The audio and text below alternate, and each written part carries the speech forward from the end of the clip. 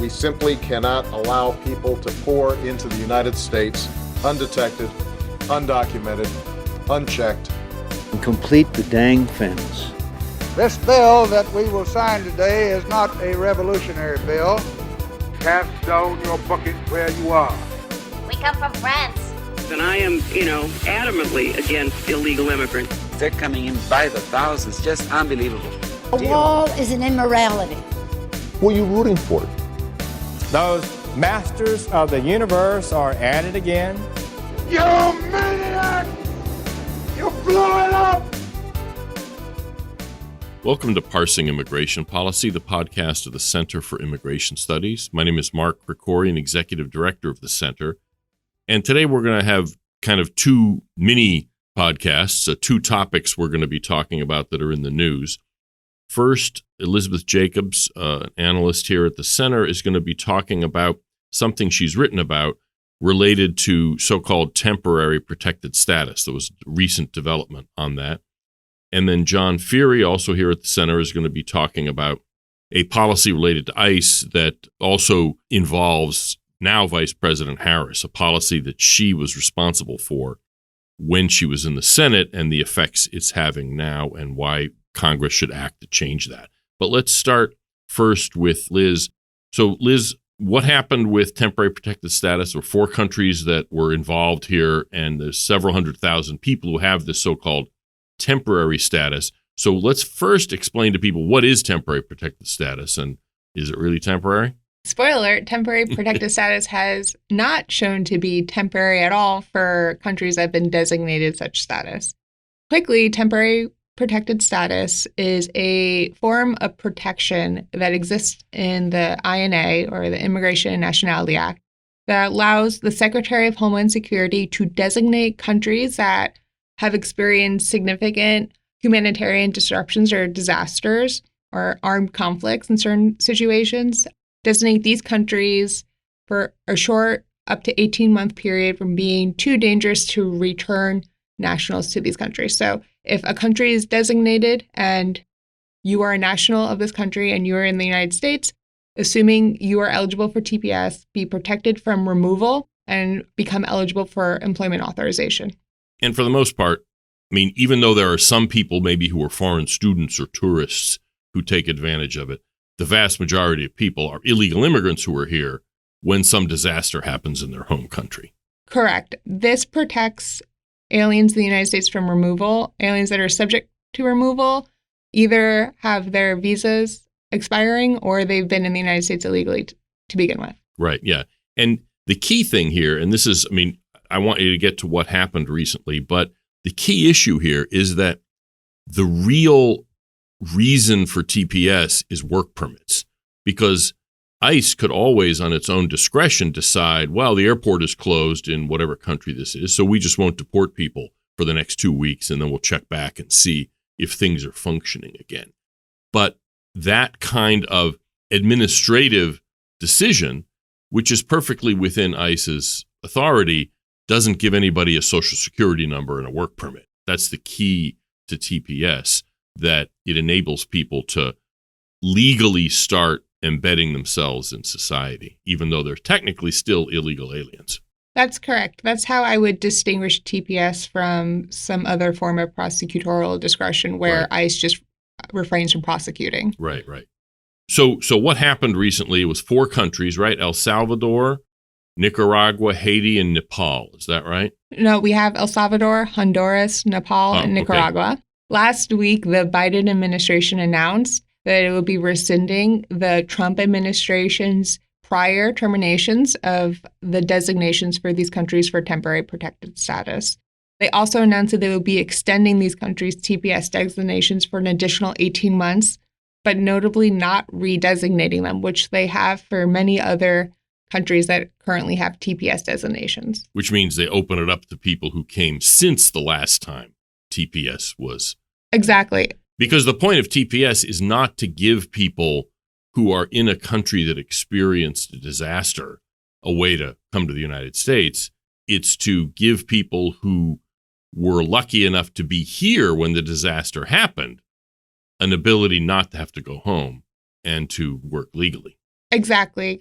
Congress designed TPS to not encourage illegal immigration to the United States. Good luck with that.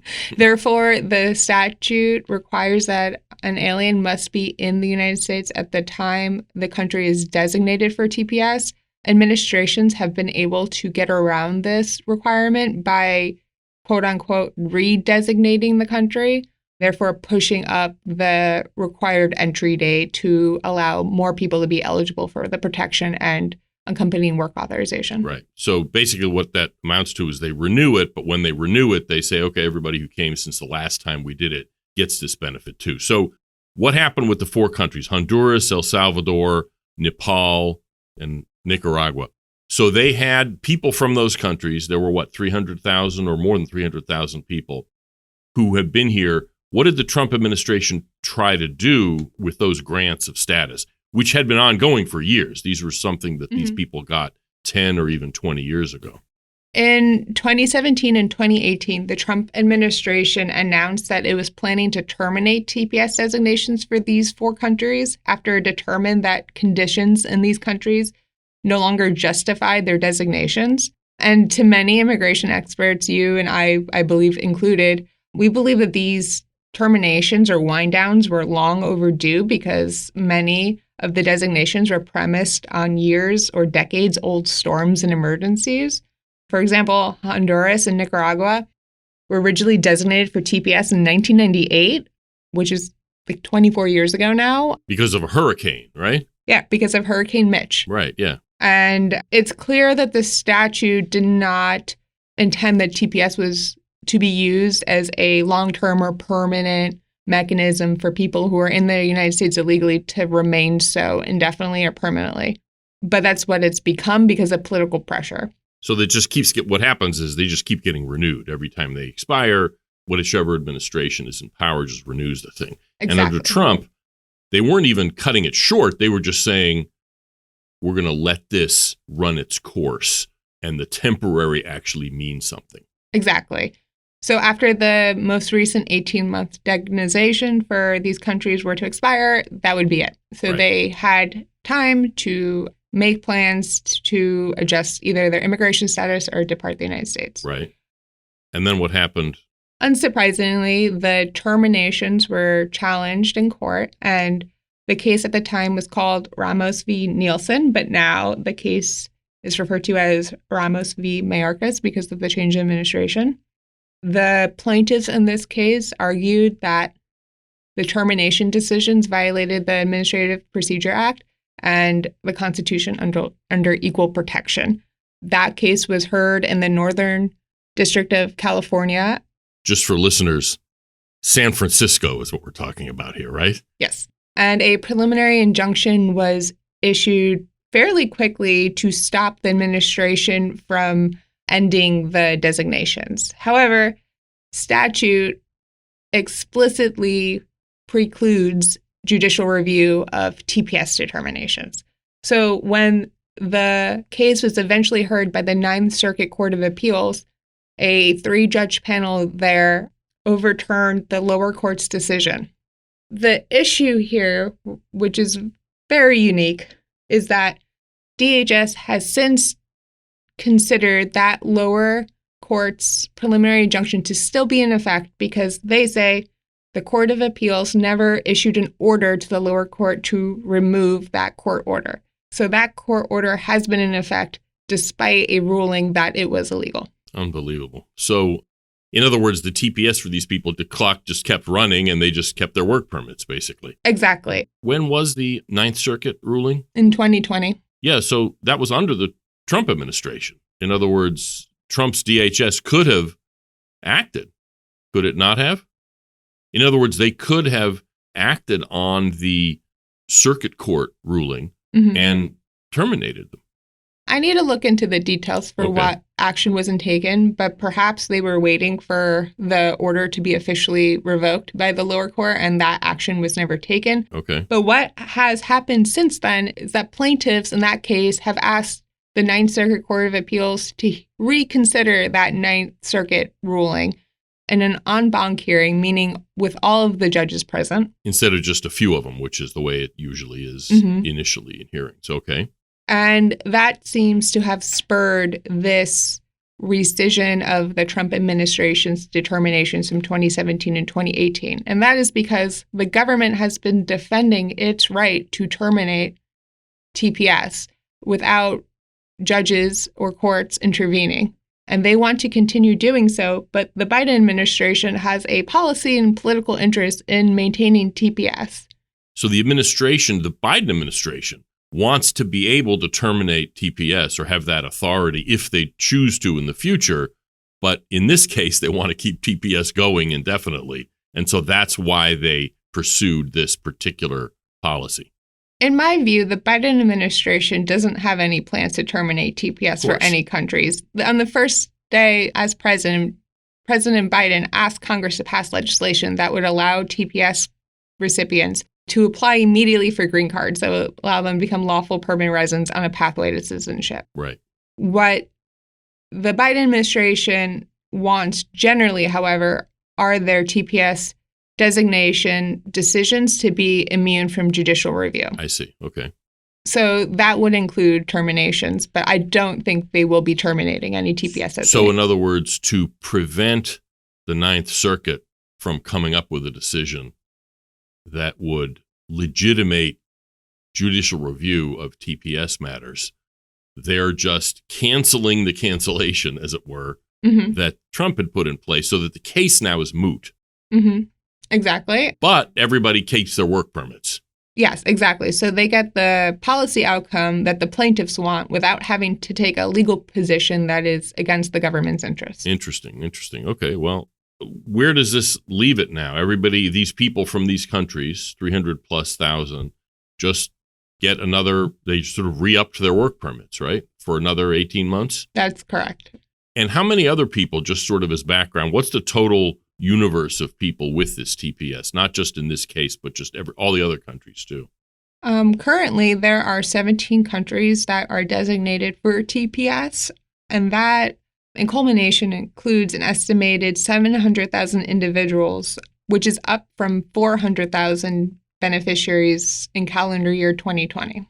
So under this administration, they've granted essentially what amounts to an amnesty, a renewable amnesty, but it's a kind of work permit amnesty to an extra 300,000 people beyond the ones that already had it when they took over.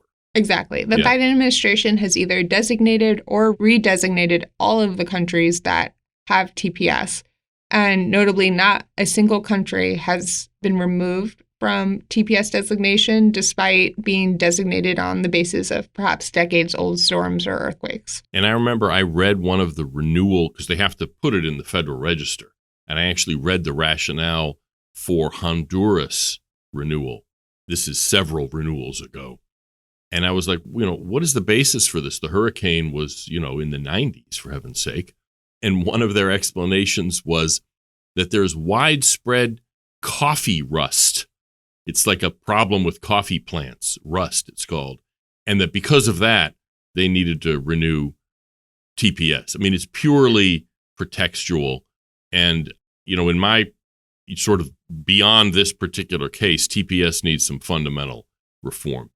Executives cannot be permitted. The president cannot be permitted to just keep renewing TPS. One proposal, I think, is that a president can grant TPS once, but then any future grants would have to be approved by Congress.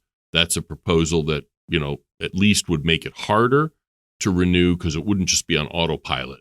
People would actually have to take a vote. Anyway, thank you, Liz, for that update. We want to move now to John Feary, who wrote a piece, and we're going to have links to both of these in the show notes, about a policy that limits ICE's ability to actually enforce the law in a particular context, and that our vice president is responsible or coming up with this particular policy when she was in the Senate. So, John, tell us what the sort of background is, first of all. Well, thank you, Mark. As you know, and as a lot of our listeners are well aware of, there's been an explosion of child labor all across the United States. Right. As the New York Times has reported a number of pretty hard-hitting exposés. They point out that the number of unaccompanied minors or unaccompanied alien children, UACs, coming across the border has climbed to a high of 130,000 last year, 3 times what it was 5 years earlier. And they looked at a whole bunch of horrific examples of what was happening at work sites across the country. They found that there were 12-year-old roofers in Florida and Tennessee, underage slaughterhouse workers in Delaware, Mississippi, and North Carolina, children sawing planks of wood on overnight shifts in South Dakota. They also noted that in Northwest Grand Rapids, only 7% of migrant children were being released to parents, the majority being handed off to more distant relatives, acquaintances, or even strangers, which the Times described as an immediate red flag. And just to be clear, these are because unaccompanied minors, when you come across, I mean, unaccompanied usually is sort of a term of art that doesn't even really describe them accurately. Nonetheless, there's a legal process where they're handed over to the Department of Health and Human Services, and then they find a sponsor, and it's the sponsor issue, sort of the handing off to the sponsors, which is a big part of the problem here. Right, and this has been a problem for quite some time. Even under Obama, right? That's right. And the situation, I'll put it bluntly, if you're a random illegal alien somewhere in the United States, you can go down to the border and pick up a kid and basically disappear.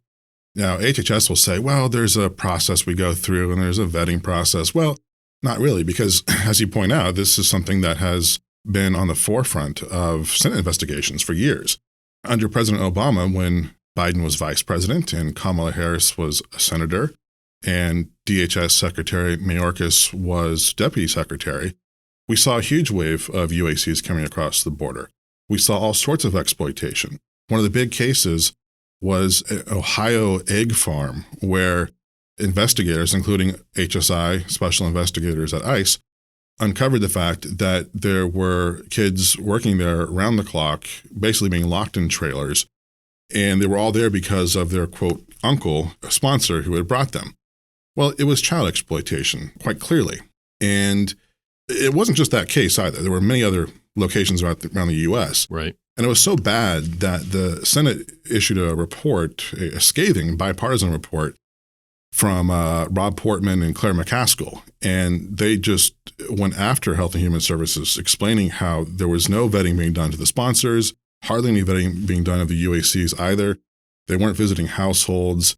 There weren't home checks. It's actually a horrific report. We'll have a link to it on our right. podcast. But that report was issued in 2016. And the conclusion was that HHS had to step up its standards and that there was probably a lot of space for more law enforcement as well. So the Trump administration took that report and started trying to address some of the problems within HHS, that was quite an undertaking in and of itself, and I saw some of it. But we were also trying to address it over at DHS. And one of the things that we were doing was assisting HHS in vetting some of these sponsors. This is a whole of government approach that is needed for a lot of things like this. Every part of the government has one piece of the puzzle, and they don't necessarily communicate. Obviously, Health and Human Services doesn't know much at all about the immigration background of these sponsors, whereas DHS does. And most of them, let's be frank, they're illegal aliens, or at least a huge share of them are illegal aliens. Yeah, that's 100% correct. And what we decided to do was enter into a memorandum of agreement, an MOA, for explicit information sharing between ICE, CBP, and HHS. This was in April 2018. And that information was helpful to HHS because their goal is to make sure these households are suitable. It's a suitability check. And they would want to know if these sponsors are here unlawfully with criminal backgrounds. That's not really a stable household. If we're putting a child into the hands of someone who might be deported next week for a criminal act, that's not really where you want to send a kid. Right. So we started sharing this information, and ICE started arresting a lot of these sponsors because, as you note, very large percentages of them were here unlawfully. Now, that's a good thing because that meant that kids were not being handed off to questionable individuals, but it also had the secondary effect of discouraging the smuggling and trafficking of children to our border in the first place. Because the UAC flow, which is an artifact of relatively recent law from 2008, if I remember correctly, that special status that they have basically is incentivizing parents who are here illegally or actual uncles and aunts to pay smugglers to bring the kids to the border. They step over the border and they say, I'm unaccompanied. And by the way, here's the phone number and address of mom and get delivered to them. There is this incentive in the law for illegal immigrants who left the kids with grandma back in the old country to pay smugglers to bring the kids here. And there's an interest with HHS as well, which is, yes, statutorily they're supposed to make sure that they're handling these kids properly and looking out for their best interests and their care. But HHS doesn't want to be housing lots and lots of children either. So they want to move them on to the next responsible adult. Right. In any event, this was something that most people thought was probably a good idea, trying to address some of the concerns from the Congress a few years prior, except for Senator Kamala Harris, who was very upset about this. She said it was outrageous when asked about illegal aliens in the U.S. seeking to take custody of children and ICE arresting them. And what she did at that point was issue a bill in November of 2018. And she issued a press release as well, announcing her legislation to prohibit immigration enforcement on all of these UACs, their potential sponsors, and any other random adult living at the address where the children will be sent to live. In other words, it was an amnesty for anyone who might suggest they want to sponsor a UAC. And specifically for the kids involved, in other words, if there's somebody's boyfriend living in this house who is a registered sex offender and an illegal immigrant, ICE under Harris's legislation would not have been allowed to do anything about that. Is that correct? There were no exceptions at all. Unbelievable. It was truly unbelievable. Well, that was in the fall. The following year, the Democrats took over Congress. And that January, they took Kamala Harris's bill and put it into a DHS funding bill. They adjusted the language a little bit. They decided that maybe there should be an exception where there was a felony conviction or a pending charge for certain crimes like child abuse, sex abuse. In those instances, ICE would be able to make an arrest. The problem, of course, is that ICE doesn't have the full picture on a lot of these sponsors. We might know the person's here unlawfully, but we don't necessarily know their whole criminal background. We don't know anything about this person prior to the time in the United States. Right. They could have a huge criminal history back in Honduras. We just don't know. But nevertheless, this provision went into effect, and immediately ICE had to stop arresting most of these sponsors. Right. And so the child exploitation, the child trafficking continued. And in fact, the New York Times did some research on the number of complaints that were coming into HHS, and they tracked them by month. And what you can see, according to their own little bar chart of HHS data, the number of complaints went up right at the time this bill became law. There were more complaints of child exploitation as a result of this. There was a lull when the pandemic happened. Right. But then, of course, Biden becomes president. They gut worksite enforcement. They gut immigration enforcement generally. And now we've seen complaints skyrocket, according to HHS data, about child exploitation. And so this proviso in the Homeland Security funding bill, is it still there? And that's the problem. So this provision has carried over every single year. And I'm not sure that the Republicans necessarily even know that it's still in there. The way Congress does things sometimes, the first version of the bill will spell out how the thing operates. But the following year, it'll say Section 114 of last year's bill is incorporated here. Right. It's one sentence. And you have to know what that was. And yeah. And then the year after that, it'll say, Section 337 of last year's bill is incorporated here. So you have to go back and back and back to figure it out. Right. So now the Republicans are in charge of the House, and they're in charge of the purse strings. And the question is whether or not the House Republicans will incorporate Kamala Harris's anti-ICE provision into this year's DHS funding bill. Or just allow it to stay, basically, is kind of what, because the easy thing is inertia. They may not, like you said, they may not even know what's in there. Right.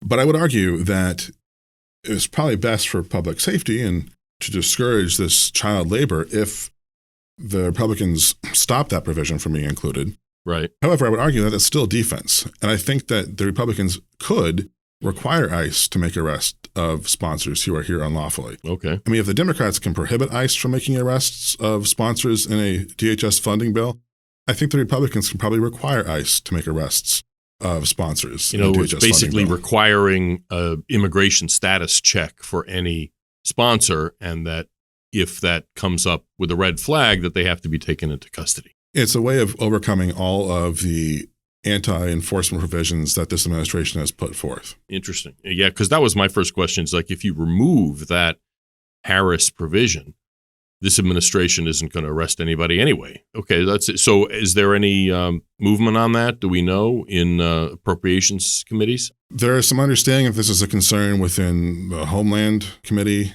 Right. The question is whether or not the appropriators are paying attention. Right. So to go back to the actual issue, how does this relate to the news that the administration or the HHS has lost track of lots of these unaccompanied alien children? That actually got some coverage because all they do is they call up as a sort of follow-up check and they say, hey, how's it going? And people just don't answer the phone or whatever. And that there's tens of thousands of examples of that they've lost track. Is there an overlap here? Well, according to data obtained by the New York Times, over the last 2 years, the agency could not reach more than 85,000 children. Wow. This is Health and Human Services. They also said that overall, the agency lost immediate contact with a third of the children that were placed in the hands of sponsors. They had no follow-up immediately. In other words, some of these folks, they went in and did home studies after the fact, months later, but couldn't reach them. But apparently, within a very short time after, a third of them just disappeared. Wow. Okay. Interesting. That's something that HHS needs to be thinking about. It's more of an HHS policy practice rather than DHS. They would argue probably that they are incapable of doing that just as a matter of sheer numbers. That's a lot of home visits to do. Right. And that really points to a bigger issue, just like when we were talking to Liz about TPS statute needs to change so that these kind of abuses that we've seen over the past, 30 years don't continue. We need changes in TVPRA, right? The Trafficking Victims Protection Reauthorization Act, if I get the name right, that creates this special process that is the origin of these abuses.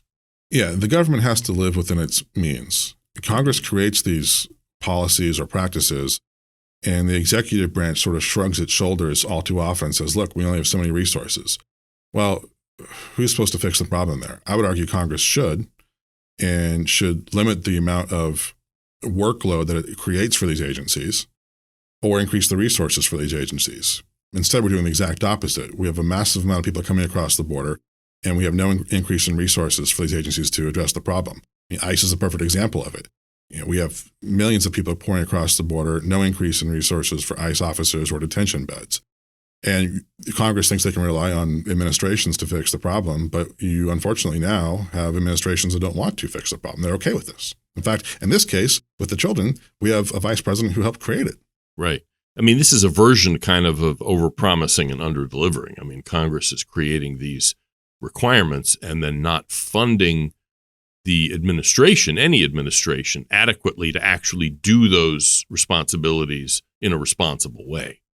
And again, it's just a matter of someone on the Hill making it a priority, because the one thing I was pointing out when we started digging into this was that it's more difficult to adopt a dog from the pound than it is to pick up a UAC at the border, oftentimes. I mean, I recall years ago, my dad and my sister went to the local pound, this is out in California, to adopt a dog that was, not going to be living for much longer if we didn't adopt it. Right.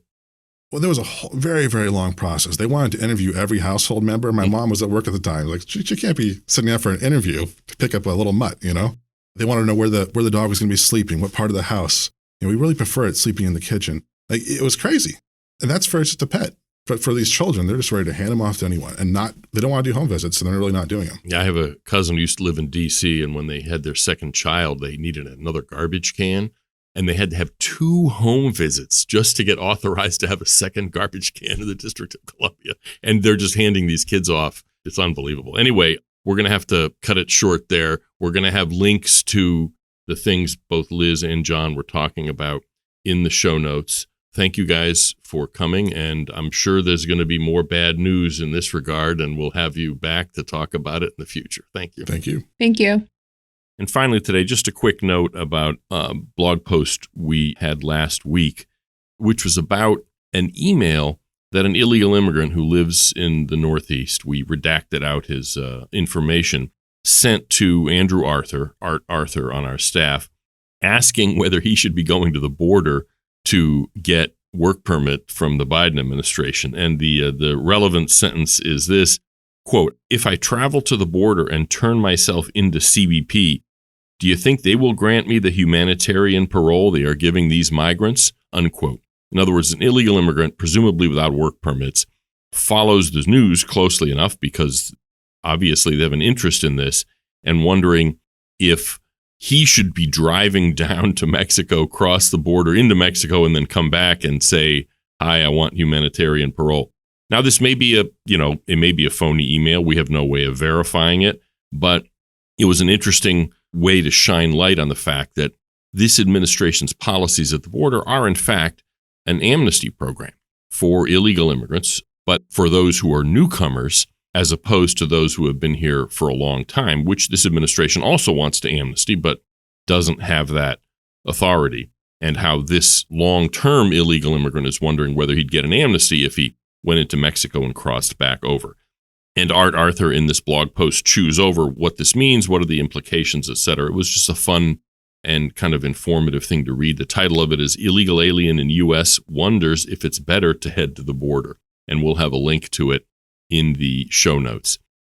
That's it for this week's episode of Parsing Immigration Policy. My name is Mark Krikorian, Executive Director of the Center for Immigration Studies. Thanks for joining us.